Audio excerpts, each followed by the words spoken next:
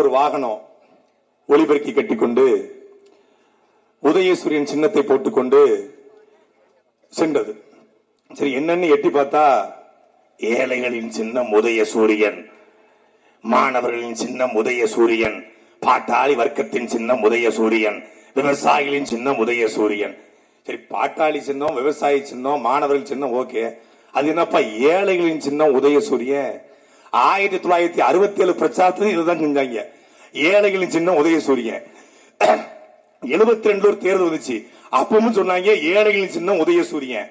திருப்பி 77 தேர்தல், அப்பவும் சொன்னாங்க ஏழைகளின் சின்னம் உதயசூரியன். திருப்பி 86, 91, 96, 2001, 2006, 2011, 2014 நாடாளுமன்ற தேர்தல், 2016 சட்டமன்ற தேர்தல், 19, 21 தேர்தல், 24 நாடாளுமன்ற தேர்தல்.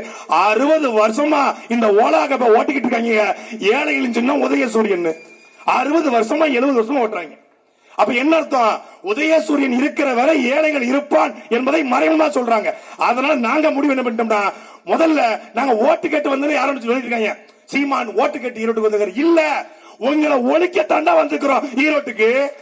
யார் சொல்றது ஓட்டு கேட்டு வந்தோம்னு? ஓட்டு எங்க அண்ணன் கேட்டாரா, நீ போட்டு போடுன்னு. ஓட்டு கேட்டது 2 நிமிஷம், மீதி இருக்கிற 48 நிமிஷம் உன்னை வச்சு செஞ்சுக்கிட்டு இருக்காப்ல.